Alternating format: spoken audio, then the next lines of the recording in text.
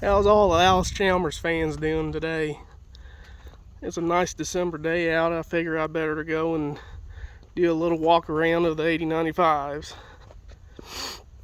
since I haven't really done one of these before, and we'll try a shot at being an amateur YouTuber. This first one's the serial number 1001.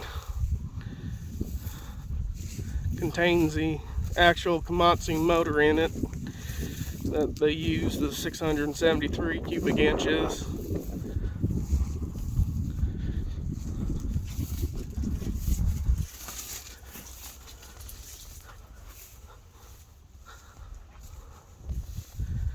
It's in need of a paint job and a few things, but it's not too bad an old tractor.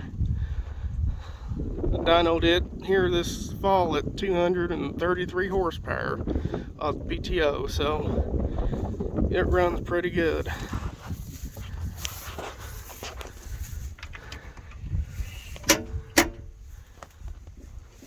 It's all seats original in it. Cab interiors have been replaced once, and that I know of, and needs it again.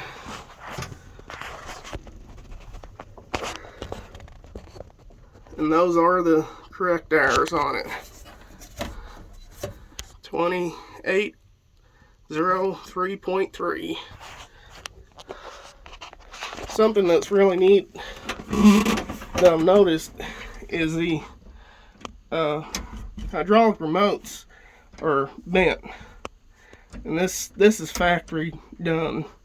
I've seen guys do that before to the 8000 series to make them work better or be easier to pull or push, and I will say that with what was done on that, it really makes it a little bit more pleasurable operating.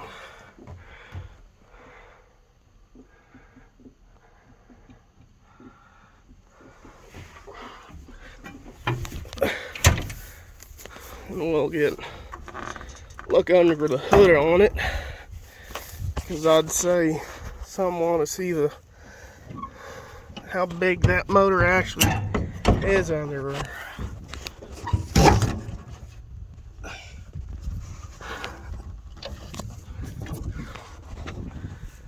There she is.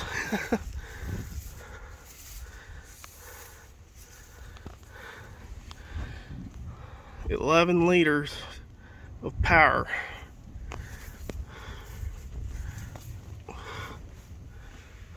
Straight piped. I'd like to see if I can maybe go and put a muffler on it like it should have had, but as for now, it really just well, it does its job. So, and they put the batteries up front in this casting and took it away from the side here, since they had to make room for the 4W305 transmission.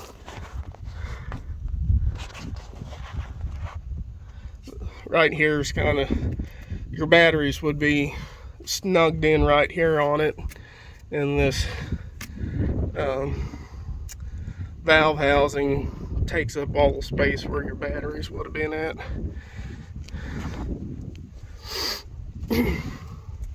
Front axles had dual steering on, hydraulic steering cylinders on them, compared to the single cylinder on the regular production 8000s. And this one here is a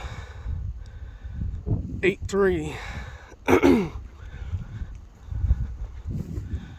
It dynos at 260 horsepower. I was kind of shocked when it hit that, but because I figured that Komatsu would have been a lot more powerful, but for some reason the rear end's not spinning, or your gearing and on the rear end of the Komatsu's not spinning as fast as this 8.3 spinning.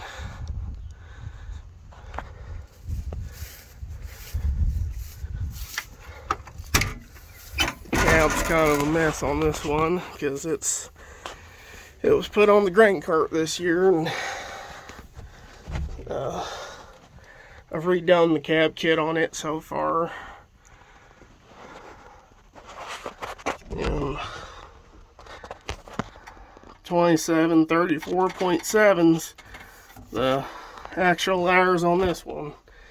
Well, maybe give it an hour because I had to give it a few hours because I had to put a new sender on it.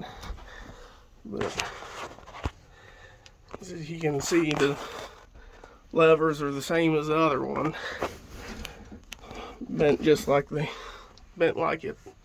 is.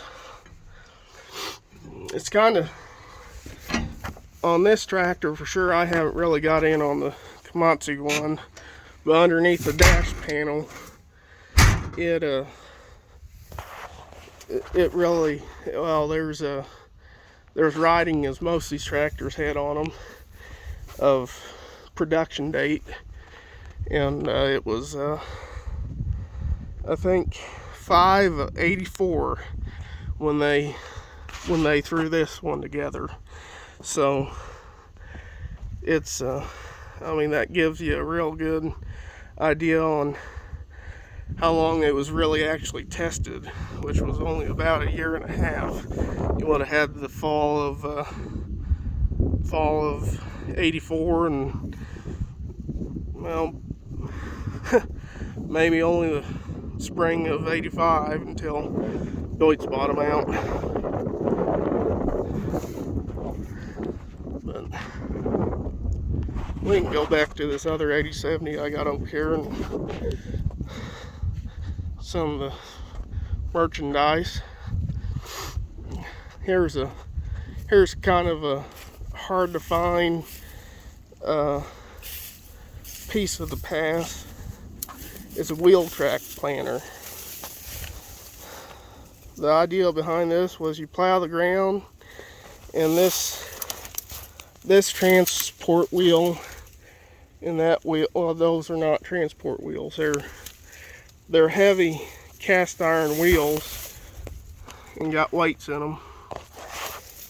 And they pack the ground in front of row 2 and row 4. And row 1 and 3 was supposed to be packed by the tractor. And that was kind of the start of a no-till operation where you just plow your ground, no disking, no field cultivating, and you use your tractor to kind of make your seed bed.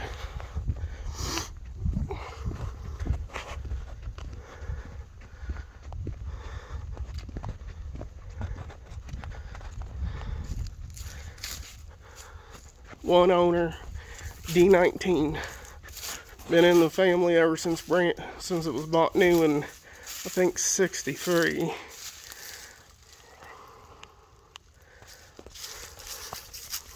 And the WE45 that was bought new, and I think it's probably a 54 model if I remember right on the serial number. But here's a 1983 8070 factory 42-inch rubber.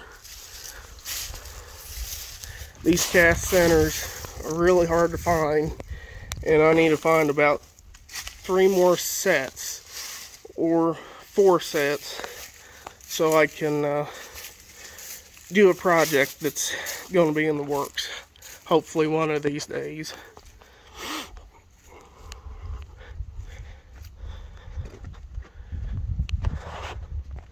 And the 8095s, those two tractors were power director and transmissions.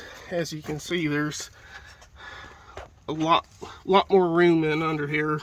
This is a power shift, but it kind of goes to show how big a transmission that thing does have in on it.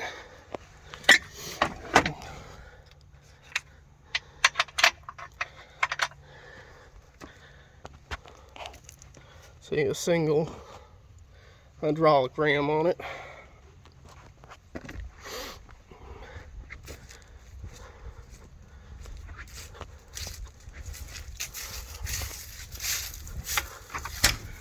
I guess I'll show the hydraulic levers.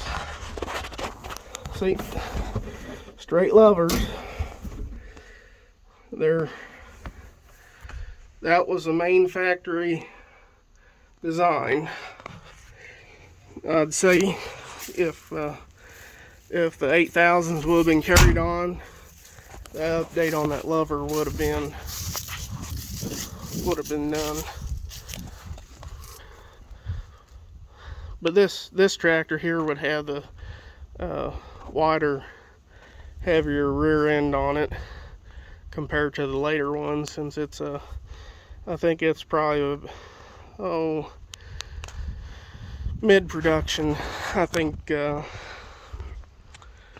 all the tags that I found on it in the dash was a October tractor of 83.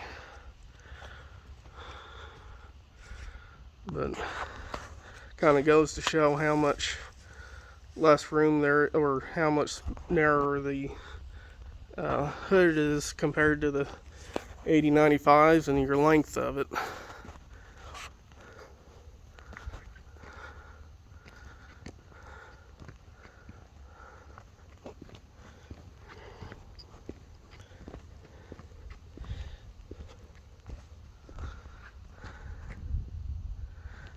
And on the front ends, a lot of people go and claim they have a 8095, and it's it's kind of funny because there was only 4 of these ever made, and for a fact there is one other rear end out there. It's serial number 1004, and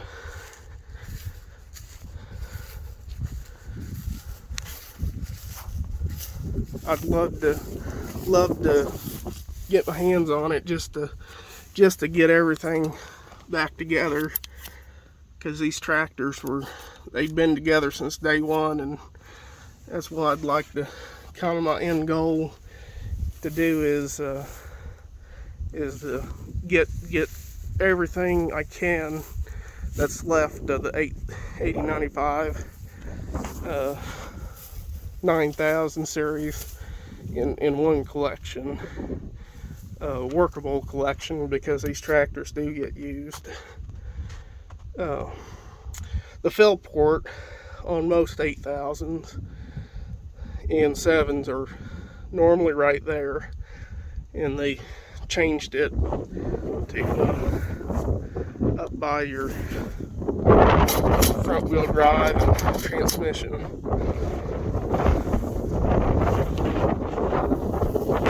I'll go and I guess we'll just take a small walk. What I was going to say on these front ends is that people claim they have a true 8095s. Well, I can't. You can kind of see it. This one's marked EXP, and it's it's number 4. And this one, it hadn't been painted over, but I think it's marked number 2, maybe. Yeah, there it is. EXP number 2.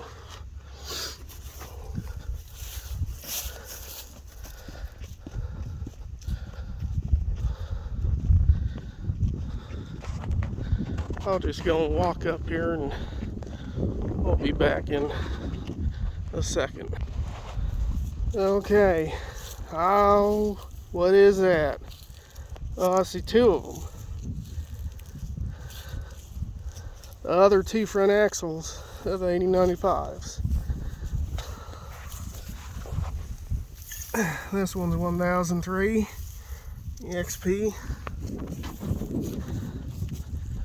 And this one's number 5. Now number 5, if there's only 4 tractors,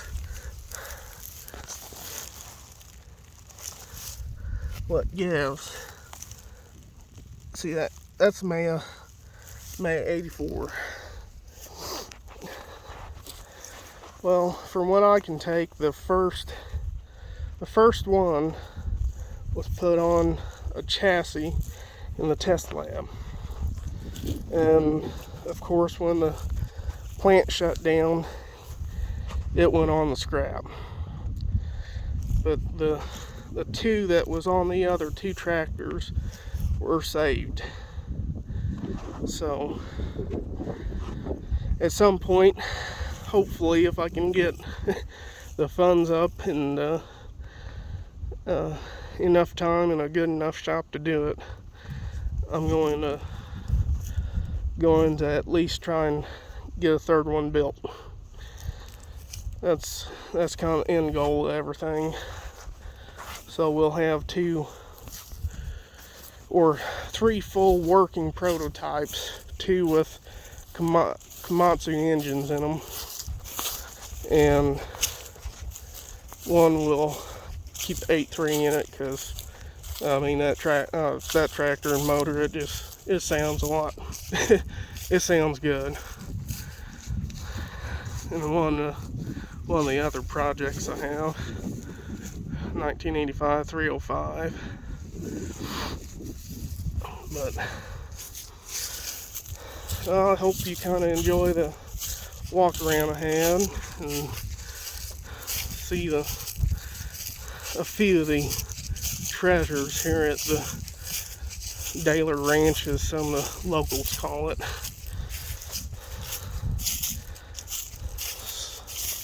See you soon.